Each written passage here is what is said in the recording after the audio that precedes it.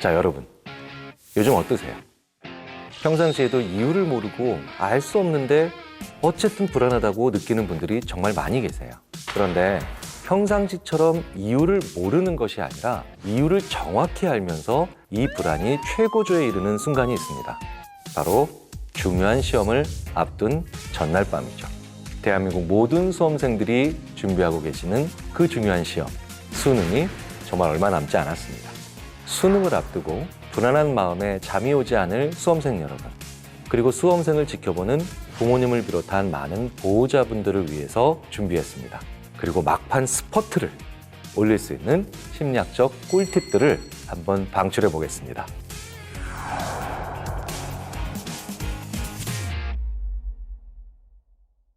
안녕하세요. 인지심리학자 김경일입니다. 중요한 일을 앞두면 불안한 건 정말 지극히 정상적인 일입니다. 대부분의 사람들에게 불안하지 않다는 건 그 일이 나에게 그렇게까지는 중요하지 않다는 것과 일맥상통하는 얘기니까요. 그런데 중요하다는 건 뭘까요? 이 일의 결과로 인해서 내 인생에 굉장히 여러 가지, 그것도 안 좋은 일들이 벌어질 수 있다는 것을 가정하고 있다는 셈이 됩니다. 수능의 경우, 대학에 잘 못 들어가면 인생이 꼬이나? 인생이 꼬이면 결혼도 못 하게 되나? 그러면 나는 아이도 못 낳고 자녀도 없으면 외롭게 살다가 너무 일찍 독거노인이 되고 쓸쓸히 죽음을 맞이하지 않을까? 이렇게 아직 일어나지도 않은 앞으로의 7, 80년의 일들이 계속해서 꼬리에 꼬리를 물고 일어나게 된다는 거죠. 그래서 수능같이 중요한 시험을 앞두고 바로 그 전날 너무 불안해서 잠이 안 온다면 제일 좋은 건 이렇게 10년 후, 20년 후를 생각하지 말라는 거예요. 그러니까 오히려 더 근시안 쪽으로 가서 극단적으로 내일 시험 보면 시험 끝나고 지구가 없어진다 라고 생각하는 자세도 필요하다는 겁니다. 아니 그러면 지구가 멸망하는데 시험은 봐서 뭐 하냐고 라는 얘기라고 생각하실 필요는 없다는 거죠. 제가 말씀드리는 건 수능 직전이라는 거예요. 우리를 나태하지 않게 위험을 상기시켜주고 근면성실하게 만드는 감정 중 하나가 바로 불안이거든요. 그런데 수능 전날 우리한테 필요한 게 근면성실은 아니잖아요. 최소한 지난주까지 했어야 되는 게 근면성실이라는 거예요. 그러니까 이제는 다 내려놓고 내일 지구가 멸망한다, 아니 시험 끝나고 그냥 없어진다 라고 생각해도 된다는 겁니다. 수능을 앞두고 2주 혹은 3주 전에 막판에 스퍼트를 올리기 위해서 노력하고 있는 분들이 계시다면 꼭 알려드리고 싶은 연구가 있습니다. 이 연구를 진행한 팀은 뉴욕대학의 경영학자 조슈아 루이스 교수와 그의 스승인 조셉 시몬스 교수인데요. 이들 연구진은 일이나 공부의 완성도를 높이는 마지막 그 한 발을 더 가게 하는 힘은 성공 확률이 가시적으로 매우 높다는 느낌이 들었을 때 뿐이라는 걸 밝혀냈다는 거죠. 실험 방법은 이랬습니다. 실험 참가자들에게 키보드로 계속 A, B를 계속해서 입력하도록 하는 거죠. 그런데 이 A, B를 계속해서 이렇게 입력을 하면 $5짜리 아마존 기프트 카드를 받을 수 있는 확률을 12%포인트 올릴 수 있는데 올릴 의향이 있는지 질문을 한 거죠. 자, 그런데 이 12%포인트가 어디에서 출발을 하냐에 따라 달라진다는 거예요. 기프트 카드를 받을 수 있는 확률이 3%에서 15%로 올라갈 수 있는 상황에서는 그걸 열심히 하겠다는 그런 의향이 있다는 반응이 거의 나오질 않았습니다. 그런데 60%에서 72%로 올릴 수 있다는 경우에는 상당히 많은 사람들이 나 그럴 의향이 있다 라고 대답을 하더라는 거죠. 심지어 85%에서 97%로 올릴 수 있다라는 이야기를 들은 경우에는 거의 절대 다수가 나 그렇다면 열심히 입력할게요. 끝까지 열심히 할게요. 라고 반응을 하더라는 거예요. 실제로 그런데 우리는 이런 현상을 프로야구와 같은 스포츠에서도 꽤 자주 볼 수 있습니다. 접전 상황에서는 당연히 양팀 모두 열심히 하죠. 그런데 후반부에 들어가서 점수차가 꽤 나는 경우에는 오히려 이기는 쪽이 더 열심히 하고 심지어 막 도루까지 시도하는 경우가 많다는 거예요. 이길 확률이 높으니까 막판에 오히려 스포트가 난다는 겁니다. 그런데 이 85%에서 97%를 올릴 수 있는 경우가 아닌 더 아래의 경우 60에서 72, 40에서 52 이 경우에는 막판 스퍼트를 내는 경향이 훨씬 덜하다는 건 우리에게 알려주는 바가 분명하다는 거죠. 모르는 것, 잘 못하는 것 이런 과목들과 그런 내용들을 이 시험 직전에 계속 보잖아요. 그렇다면 그 불안이 더 커지겠죠. 모르는 게 더 많이 보이고 나는 내 페이스를 오히려 스스로 흔들 수 있는 그런 상황으로 들어간다는 거예요. 그러니까 시험에서 막판에 스퍼트를 내고 싶으시다면 내가 잘하는 과목에 관심을 기울여야 스퍼트를 내기가 더 쉽다는 거죠. 그러니까 이건 수능 1년 전에 해야 하는 방법은 절대 아닙니다. 하지만 한 달도 남지 않은 상황에서는 심리적으로 이 방법이 나를 더 강인하게 만들 수 있고 대담하게 만들 수 있다는 거예요. 자, 그렇다면 수능을 며칠 앞두고, 이제 불과 며칠 앞두고 가장 신경 써야 하는 건 뭘까요? 며칠 앞섰다는 건 이제 내가 무언가를 새로 쌓아간다는 시간은 아니라는 거죠. 그렇다면 시험을 볼 때 실수를 줄일 수 있도록 해야 되겠죠. 대부분 우리가 실수하는 경우는 평소에는 잘 조절할 수 있었던 안 좋은 습관들이 불쑥 나와서 우리가 실수하는 경우가 거의 대부분입니다. 그래서 경계해야 되는 나의 나쁜 습관들을 중요한 날 불쑥 튀어나오지 않게 만들려면 시험 보기 며칠 전에는 잠의 양을 적정하게 늘려놓을 필요가 있다는 겁니다. 인간이 자기의 나쁜 습관을 가장 컨트롤, 즉 통제하지 못하는 대표적인 경우가 바로 잠을 충분히 자지 못한 상태거든요. 학생들이 가지고 있는 가장 나쁜 습관 중에 하나가 바로 아는 답을 틀리겠습니까?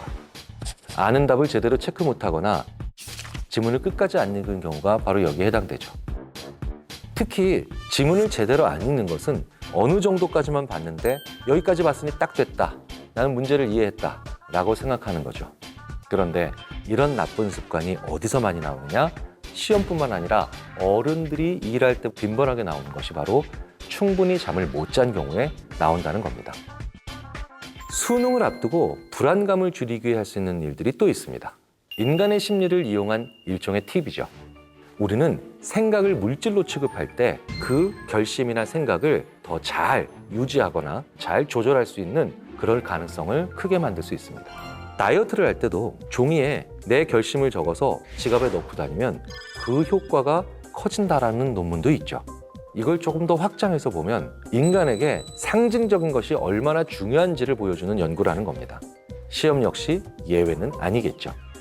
달성하고 싶은 목표를 직접 써서 가슴 한켠에 혹은 소중한 지갑에 넣어서 보관하면 목표 달성을 위한 의지를 유지할 수 있는 가능성이 더 높다는 거예요.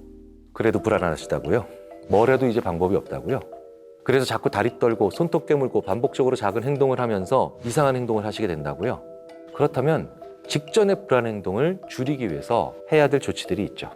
일부러 작은 행동을 천천히 그리고 완만하게 할 필요가 있다는 겁니다. 가장 도움이 되는 행동 중 하나가 바로 예를 들자면 손뜨개질 같은 거예요. 스타트업이라는 드라마에서 남주혁 씨가 생각이 막히고 불안할 때 손뜨개질 했다는 장면 기억나시죠? 얼마 전 끝난 올림픽에서도 영국의 다이빙 국가대표 톰 데일리 선수의 취미가 뜨개질이었습니다. 올림픽 경기장에서도 뜨개질하는 모습이 자주 카메라에 잡히기도 했죠. 그런데 이게 심리학적 지식에 기초한 아주 근거 있는 행동이었다는 거예요. 물론 전국의 모든 수험생분들이 뜨개질을 하자고 캠페인을 벌이는 건 아닙니다. 중요한 건 무언가를 천천히 완만하게 하면서 모호함과 불규칙성에 의한 불안을 스스로 통제할 수 있는 호흡을 찾는 거예요. 그러니까 아주 천천히 글씨를 또박또박 써보는 것도 좋고요. 그리고 내가 수능 시험 보는 날 내가 봐야 될 과목들을 쭉 순서대로 적어본다는 거, 이런 것도 또 하나의 방법이 됩니다. 가장 중요한 핵심은 나의 물리적 스피드를 줄인다는 거예요. 왜냐하면 불안은 기본적으로 작고 무의미한 행동의 스피드를 올리면서 그걸 하게 되고 그걸 하는 모습을 또 보면서 2차, 3차적으로 또 불안해지는 것을 만들어내니까요. 시험을 앞두고 계속 불안하시다고요? 그럴 때 한 가지 중요한 행동이 또 있습니다.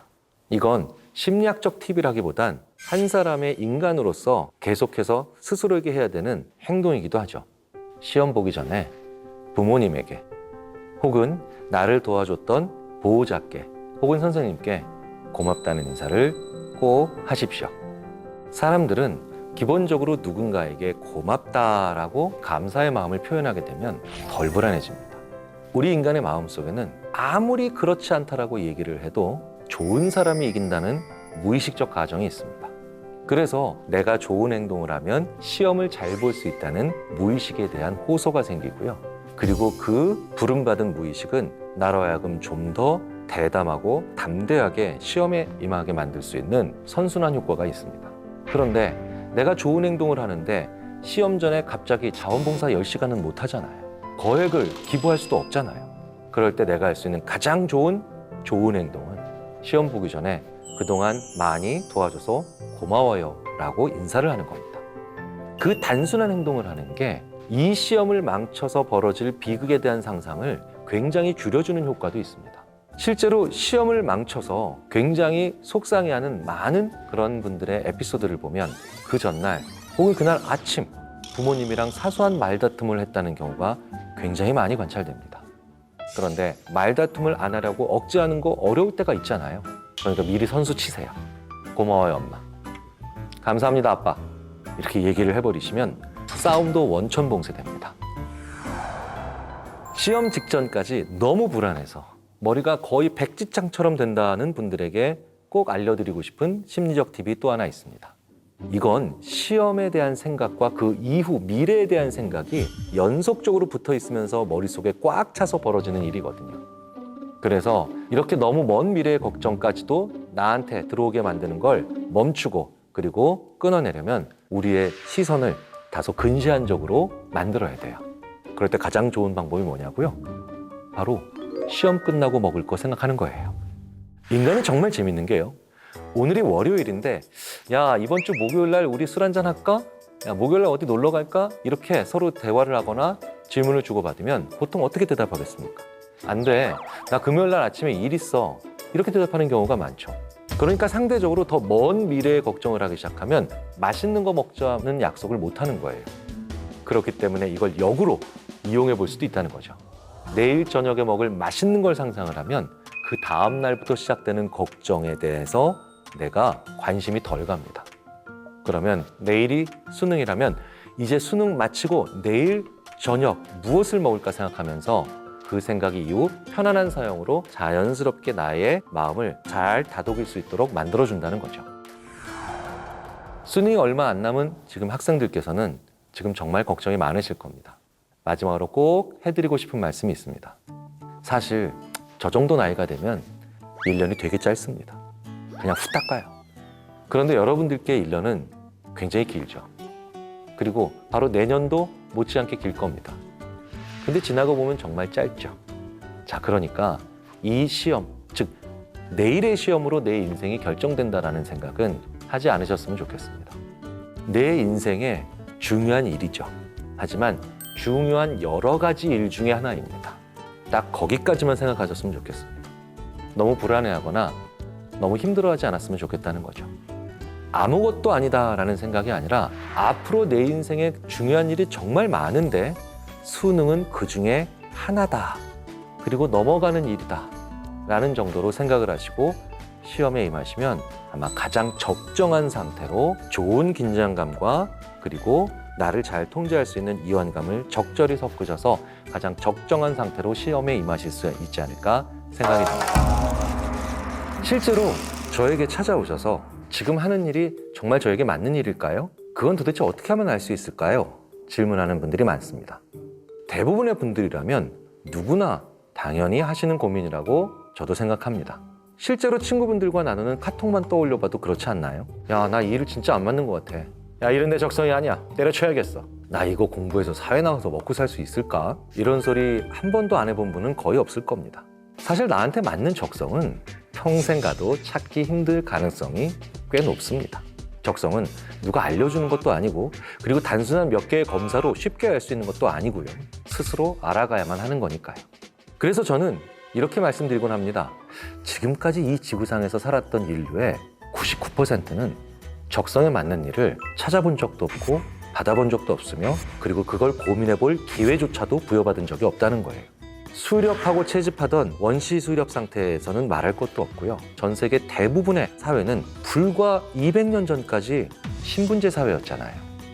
신분제 사회라는 말 자체가 나에게 맞는 일을 전혀 고려하지 않고 신분에 맞게 사전에 정해진 일을 해야만 하는 그런 삶이었으니까요. 자, 그렇게 따지면 우리가 자유롭게 직업을 선택하고 미래는 뭐가 될까, 어떤 일을 해야 될까 이렇게 고민한 기간은 불과 200년밖에 안 됐다는 겁니다.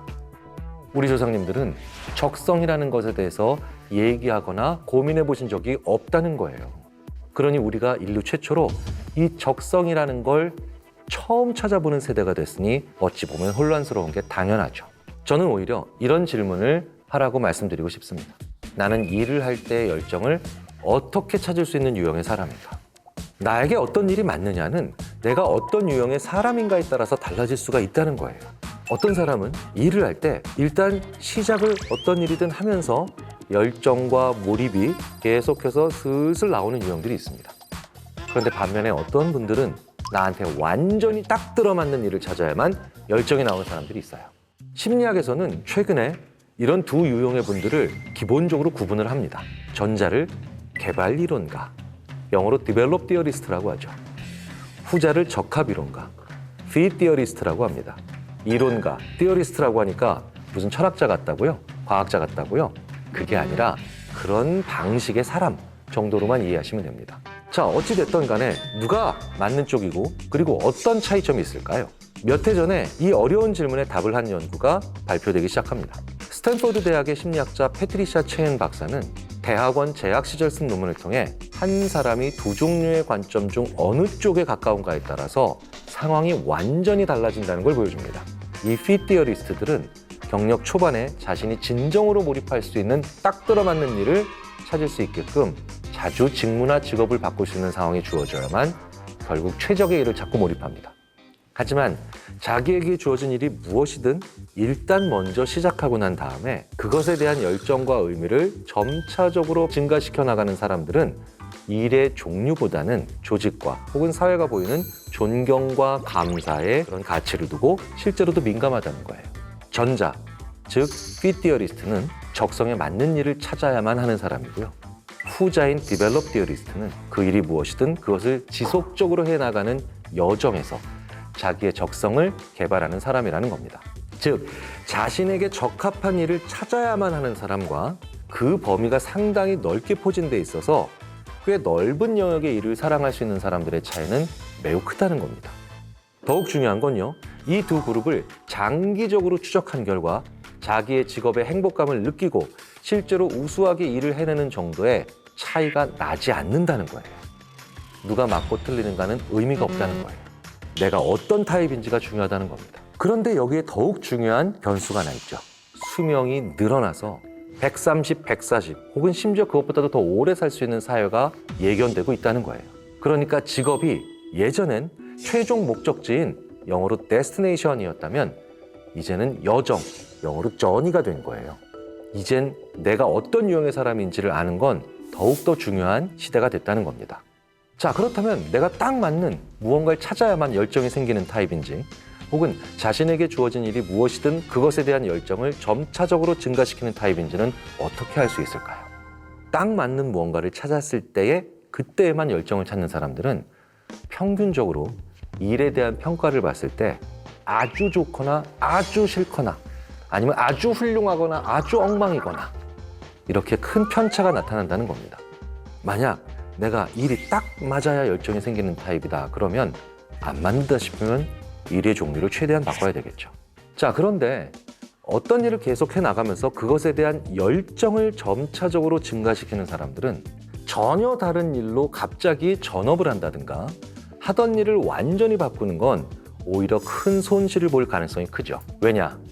내가 점차적으로 증가시킨다는 뜻은 기존의 노하우나 아니면 그 일에 대한 경험을 계속해서 부분적으로 활용한다는 뜻이 되니까요. 그러니까 어떻게 해야 됩니까? 직업을 바꾸는 게 아니라 직무를 바꿔야 되는 거죠. 이제 슬슬 이게 궁금해지실 거예요. 이렇게 딱 맞는 무언가를 찾아야 하는 fit, 그리고 일을 하면서 열정을 키우는 develop, 어느 쪽이 더 많을까요? 후자, 즉 develop theorist가 훨씬 더 많습니다. 저 같은 경우에도 전형적으로 develop theorist입니다. 그래서 심리학을 해봤는데 상담 심리학이 아니네? 그런데 이쪽에 인지 심리학이 있네? 이런 식으로 왔다는 거죠. 인지 심리학 내에서도 아주 기초적인 지각 혹은 감각 과정보단 그 이후에 벌어지는 판단, 의사결정 이렇게 좀 더 다른 분야가 더 많네? 라고 하면서 저도 계속해서 미세 조정해오면서 여기까지 왔다는 거죠. 그런데 우리는 적성이라는 걸 생각하면 항상 딱 맞는 뭔가를 찾아야 한다는 상상만 한다는 거예요. 그래서 꿈을 찾아 퇴사를 했다라는 많은 분들이 오히려 후회를 하는 경우가 많은 거예요. 하지만 여기서 제가 분명히 말씀드리고 싶은 한 가지가 있습니다. 전체적인 비중으로 봤을 땐 훨씬 적지만 그래도 이 세상에는 꽤 많은 fit theorist들이 존재한다는 거죠. 제가 이 fit과 develop이라고 하는 최근 심리학에서 나온 이런 패러다임 얘기를 저의 아주 절친한 소아청소년 정신과 의사인 유한욱 박사에게 해준 적이 있습니다. 제 얘기를 듣더니 아, 그래 맞아. ADHD로 판정받았던 친구들 중에 꽤 많은 수가 사실은 fit theorist일 수 있다는 그런 통찰을 가지게 됐어 라고 저에게 고마워해 주더군요. 요즘 내가 성인 ADHD일까 고민하는 분들이 주위에 꽤 많으시더라고요. 당신은 상대적으로 소수에 더 해당하는 아주 딱 맞는 일을 해야만 열정을 찾을 수 있는 fit theorist일 수 있다는 거예요. 그러니까 용기 내서 나한테 맞는 일을 계속해서 찾아다니시라고 응원하고 싶습니다. 특정 직업뿐 아니라 일상생활 속에서 내가 무엇을 좋아하는지 잘 모르겠다 할 때 내가 좋아하는 걸 알 수 있는 굉장히 분명한 방법이 하나 있습니다. 결과가 나오든 안 나오든 계속해서 향유하는 거예요. 결과에 상관없이 그 일을 누리고 머무를 수 있는 것 자체의 의미를 가지고 심지어 즐길 수 있다는 거죠. 내가 무슨 일을 하는데 굉장히 오랜 시간을 쓴다. 심지어 결과가 좋지 않았는데도 그 일을 하는데 시간을 많이 쓴다. 그렇다면 일정 부분 여러분들은 그 일을 좋아하고 있는 겁니다. 그렇게 좋아하는 일을 직업으로 가지면 행복해질까요? 답은 yes and no입니다. 그냥 좋아하는 일이 아니라 까탈스럽게 좋아하는 일을 해야 성공과 행복의 확률이 동시에 올라갑니다. 저에게 이런 질문을 하시는 분들이 많이 계십니다. 우리 애는 음악을 다 좋아합니다. 그래서 음악을 시킬까 해요. 그럼 제가 아주 심각한 얼굴로 그러면 음악 시키면 안 됩니다. 아니, 음악을 이렇게 좋아하는데 왜 음악을 하면 안 될까요? 제 예를 한번 들어볼까요? 저는 음식이라면 다 좋아합니다. 심지어 저의 대학 동기들은 경일이가 맛없다고 하면 상한 음식이다 라는 얘기도 해요. 그렇다면 저는 어떤 직업을 가지면 안 될까요? 음식 관련된 직업이죠. 다 좋아하니까요. 분명하게 까탈스럽게 좋은 것과 싫은 것이 확실히 나눠져야만 그게 바로 좋아함과 적성이 같이 들어가 있는 겁니다. 백종원 씨를 보세요. 저한테는 아무런 차이가 없는 칼국수 2개인데요. 그분께서는 하나를 맛보시더니 천국을 맛봤답니다. 그런데 다른 걸 드시더니 이건 지옥이래요. 좋아하는 일을 다 거기서 범위안에 있는 것들을 전부 웬만큼 좋아한다라고 하면 그건 동호회로 가시면 됩니다. 자, 그럼 반대로 내가 너무 하기 싫은데 잘하는 일을 하면 어떻게 될까요? 우리는 이럴 때 흔히 적성에 맞지 않는 일을 하고 있다라고 표현을 하죠. 사실 일이 재밌다라는 건 상당 부분 환상에 가깝습니다. 저도요. 공부 안 재밌어요. 다만 그 결실이 달콤하다는 거예요. 그 일이 어떤 일인지는 잠시 놓고 그 결과를 내가 달콤해하느냐 하지 않느냐를 생각해 봐야 된다는 거예요. 그러니까 일단 해보자, 그리고 견뎌보자 라고 한다는 거예요. 제 주변에 어떤 친구들은 비즈니스를 잘해서 큰 돈을 버는데 거기서 큰 달콤함을 느낍니다. 그런데 저는 좋은 논문이나 좋은 책 혹은 좋은 강연을 해서 무언가 의미를 찾을 때 더 큰 쾌감을 느끼죠. 그래서 저는 대기업의 임원분들을 부러워해 본 적이 거의 없습니다. 왜? 그분들이 거두는 결과의 달콤함은 제가 중요하게 생각하는 달콤함과 좀 다르기 때문이죠. 자, 그렇다면 어떤 사람들이 일, 공부 혹은 훈련, 힘든데도 잘 견딜까요? 행복한 사람들입니다. 우리는 행복을 인생의 목표라고 생각하죠. 행복은 목표가 아니라 도구입니다. 맨 마지막에 달성해야 될 최종 종착지가 행복이 아니라 그곳까지 가기 위해서 계속해서 버텨내게 만들어줄 수 있는 도구로서 행복을 생각해야 된다는 거예요. 그래서 오늘 살짝 행복을 맛본 연구자가 내일의 그 재미없는 공부를 더 잘 견뎌내는 겁니다. 행복은 크기가 아니라 빈도죠. 작은 행복의 빈도를 높일 생각을 먼저 하셔야 됩니다. 그리고 그 일의 결과가 정말 달콤하다면 이제 양쪽 조건 모두 다 성립이 되는 겁니다. 그러면 내가 견뎌낼 수 있고 자격이 생긴다는 거예요. 그런데 그 일을 하는 과정도 힘든데 결과가 좋아도 전혀 달콤하지 않아? 그렇다면 이제 심리학자로서 이렇게 말씀드릴 수 있습니다. 다른 일 찾아보시라고요. 50대인 저도 제 적성에 이게 맞는 일인가 고민할 때가 여전히 있습니다. 그런데 제가 60대나 70대가 된다고 해서 그 대답을 완전히 찾을 수 있을 것 같지도 않습니다. 그러니 저보다 나이가 적으시다면 얼마나 혼란스러우고 답답하시겠어요. 그럼에도 불구하고 열심히 그걸 찾아 나가는 과정, 또 찾았다 싶으면 이게 완전한 건 아닌 것 같고, 조금 더 바꿔주면 그래서 예전보다는 좀 더 맞는 것 같다 싶다가도 혹시 조금 더 다른 방향이 있는가라고 하면서 계속해서 복잡하게 생각해 나가는 과정. 우리는 성장하고 발달하고 그리고 더 성숙해진다는 겁니다. 이렇게 복잡하게 생각하는 과정이 아무 의미가 없는 일은 아니라는 거예요. 우리가 이 세상을 떠날 때까지 계속해서 찾아나가고 그리고 점점 더 조금씩 완성해 나가는 게, 그리고 그 실체를 드러내는 게 적성이라고 생각하고 같이 저와 함께 노력을 해보시는 건 어떨까요? 우리는 살면서 참 많은 도전을 하게 됩니다. 학교 다닐 때는 계속해서 평가를 위한 시험이 준비되어 있고요. 성인이 돼서도 그게 자격증 시험이든 아니면 취업을 위한 면접이든 어떤 도전을 해야 하는 경우는 우리가 인생을 살면서 당연히 계속 생기고요. 그럴 때 망쳤다 혹은 실패를 경험했다. 당연히 그건 두렵죠. 실패에 대한 두려움은 인간에게 사실 너무나도 당연한 감정입니다. 하지만 그 실패가 현실이 돼서 실패를 경험했다라고 하면 더 큰 문제는 다음 일을 할 엄두를 못 내게 된다는 거예요. 실패를 하고 난 다음에 느끼는 부정적 감정보다 이후에 비슷한 일을 했을 때 다시 또 실패를 할지 모른다 라고 하면서 그 실패를 기다리는 고통 때문에 그 일을 피하려고 하는 경우가 더 많은 것 같기도 합니다. 실패가 무서운 게 아니라 실패 후 새로운 일을 하지 못한다는 것, 아주 작은 실수조차 두려워하면서 아무것도 할 수 없게 되는 그런 상황으로 갈 수 있다는 거죠. 실패 후 사람들이 빠지게 되는 최악의 상태 중에 하나는 나를 믿을 수 없다는 겁니다. 시험을 마치고 난 다음에 좋은 점수가 있을 거야 라고 생각했는데 결과는 그 반도 안 되는 점수가 나왔다. 이런 일이 반복되면 사람들은 어쨌든 결과는 내 의지와 무관해. 나와 상관이 없이 결과는 벌어지게 돼 있어. 이렇게 되겠죠. 나를 믿을 수 없는 사람들. 그리고 나를 믿을 수 없는 사람들은 결국 어떤 결과로 가느냐? 인간은 그 과정에서 미신을 만들어내죠. 내 노력보다 혹은 내 의지보다 중요한 게 무언가에 알 수 없는 신비로운 힘이다. 운이다. 운명이다. 라고 하는 것에 빠진다는 거예요. 자, 그러니 성공보다 중요한 건 내 실패 후에 느끼는 그런 상황들을 내가 어떻게 잘 지혜롭게 다루느냐, 그게 우리의 성장에 더 중요한 원동력이 될 겁니다. 최근 싱가포르 국립대학에서 우리의 실수, 실패에 대한 아주 의미심장한 연구를 발표했습니다.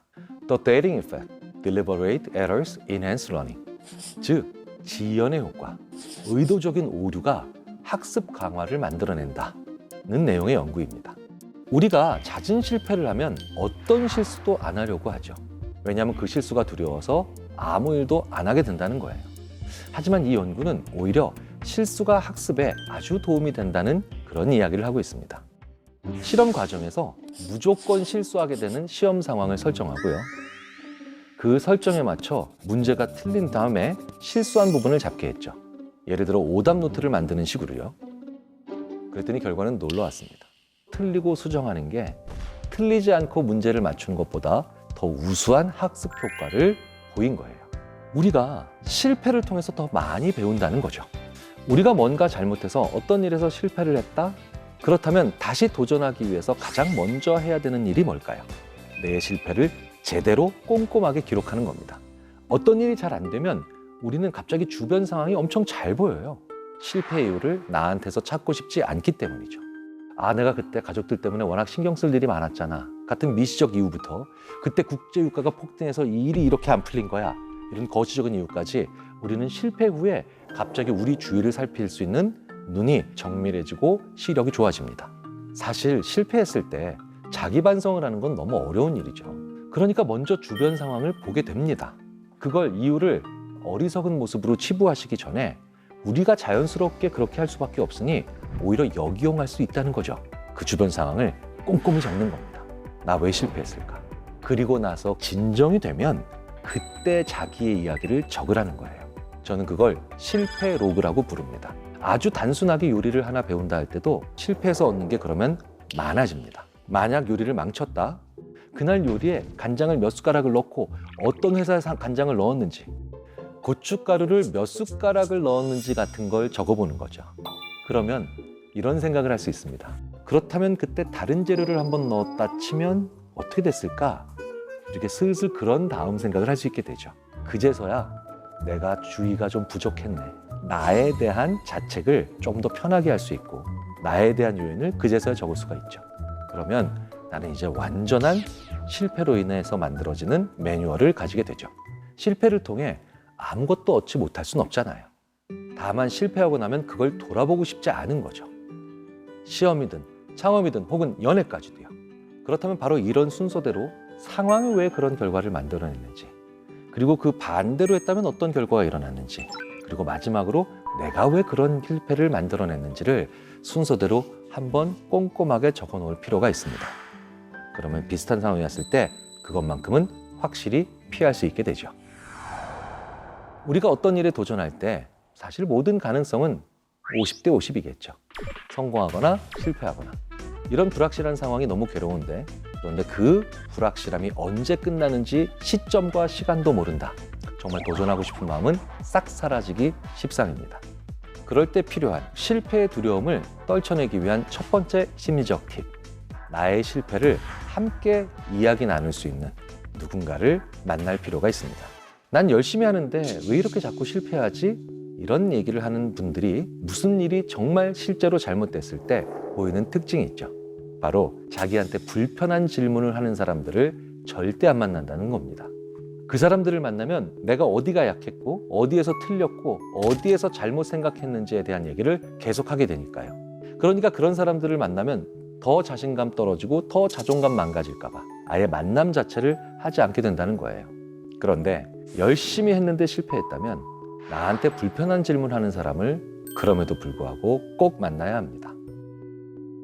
저는 예전에 어떤 학술대회에서 발표를 했는데 분명히 망한 건 확실합니다. 그래서 제가 좌절하고 있는데 대부분의 다른 선배들은 괜찮아. 야, 다음에 더 잘하면 되지. 그래도 그 정도면 어디냐. 저에게는 다 위로지만 그렇게까지 큰 도움이 되진 않았습니다. 그런데 어떤 선배가 와서 이렇게 얘기하시더라고요. 경일아, 오늘 네가 발표한 내용은 내가 절대로 동의는 안 되더라. 근데 너의 발표하는 스타일은 너무 괜찮더라. 이게 바로 위로와 격려의 차이입니다.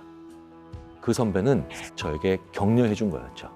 잘한 것과 못한 거를 구분해줘서 이거는 계속해야 되는 동력이구나 라고 따로 떼어내서 걱정을 줄여주고, 그리고 정말 못한 거라는 것에 초점을 맞출 수 있게 해주는 그런 대화, 그런 말을 해줄 수 있는 사람이 돼야 되고요. 더욱 중요한 건 내가 그런 식으로 얘기를 해줘야만 상대방도 나에게 그런 식으로 얘기를 해주더라는 거죠. 실패의 두려움을 날려버리기 위한 두 번째 심리적 팁. 이걸 하는 과정에서 내가 어떤 걸 얻게 될지 종합 스코어 보드를 만들어야 한다는 겁니다. 앞으로 일을 진행하는 과정에서 예상되는 것들을 모두 기록해야 된다는 거예요. 자신이 목표 삼은 모든 걸 성공해서 얻게 되는 것을 먼저 적어보는 것도 좋습니다. 그리고 나서는 한 단계 성공했을 때 뭘 얻는지 세분화해서 더 구체적으로 보는 거죠. 그리고 그 다음에는 내가 만약 실패를 하면 뭘 얻는지도 적어야 됩니다. 그래야 내가 이 일을 하는 과정에서 얻을 수 있는 손익이 생기고 그걸 가시화할 수 있으며 일을 하면서도 중간중간 종합 상황 스코어를 알 수 있다는 거예요. 사람은 심리적으로 내가 예상할 수 없는 일이 생겼을 때 불안하고 답답하거든요. 그런데 이렇게 되면 뭘 해도 내가 예상할 수 있는 범위에 가까워지잖아요. 시험의 실패가 두려운 학생분들에게 전하는 심리적 팁이 또 하나 있습니다. 우리가 흔히 시험을 망쳤다라고 표현을 하죠. 그런데 이렇게 시험을 계속해서 망치다 보면 다음 시험은 정말 무섭고 해도 안 될 것 같고 이런 생각이 들잖아요. 그럴 때 다음 시험도 망쳤다고 하고 싶지 않으면 꼭 생각하셔야 될 게 하나 있습니다. 내가 안다고 생각했던 것들이 틀려서 망치는 건지, 아니면 아직 정말 모르는 게 많아서 그걸 틀려서 망치는 건지, 그것부터 먼저 되돌아보셔야 합니다. 정말 모르는 게 많다. 그러면 공부를 더 열심히 하시면 되죠. 그런데 나는 공부한 것 같고 뭔가 안다고 생각했는데 그런데도 계속 틀린다면 그럼 어떻게 해야 할까요? 제일 혼란스러울 때가 아는 거라고 생각했는데 틀리는 경우. 내가 이 시험은 이 정도는 되니까 한 80점 정도 맞을 거야 라고 했는데 정작 점수는 60점이 나온다는 거죠. 그나마 이건 낫습니다. 70점 맞을 거라고 생각했는데 30점 나와요. 내 자신이 저주스럽습니다. 난 꽤 많이 알아. 했지만 사실은 아직 잘 몰랐던 거죠. 자, 이런 실수나 이런 결과는 왜 만들어지는 걸까요? 머릿속으로만 공부했기 때문입니다. 말을 거의 안 했다는 뜻이기도 해요. 자기 능력을 오판하기 딱 좋은 상황이 됩니다. 이걸 메타인지적 착각이라고 합니다.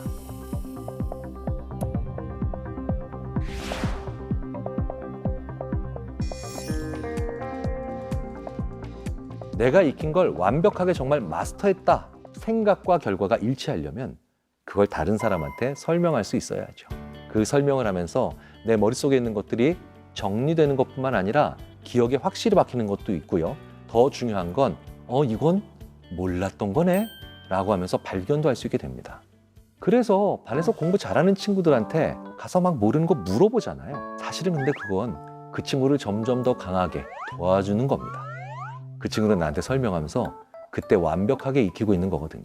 그래서 친구한테 잘 모르는 걸 물어보고 싶으시다면 미안해하지 마시고요. 내가 너의 등수를 5등도 올라가게 해주마 라고 하면서 질문을 하시는 게 더 낫습니다. 그리고 또 하나, 진짜 시험을 잘 보고 싶으시다면 내가 직접 시험 문제를 만들어야 됩니다. 이건 정말 최고로 좋은 방법이죠. 저도 해봤는데 문제 푸는 것보다 10배 이상 어려운 게 문제 만드는 겁니다. 왜일까요? 이제 대답까지도 준비해야 되니까요. 대답을 알아야만 질문을 만들 수 있거든요. 특히 시험 문제는 더더욱 그렇죠. 스스로 시험 문제를 만들어서 풀어보고 친구랑 같이 서로 만들어서 그 문제를 풀어보고 이런 과정을 거치면서 우리는 뇌를 평상시보다 훨씬 더 세게 쓰고 그리고 더 넓게 쓰며 그리고 깊게 쓰는 훈련을 스스로 해볼 수 있게 됩니다. 약간만 알아서는 절대로 할 수 없다는 걸 알게 돼서 깊게 생각을 해보며 그리고 치열하게 고민을 하게 되죠.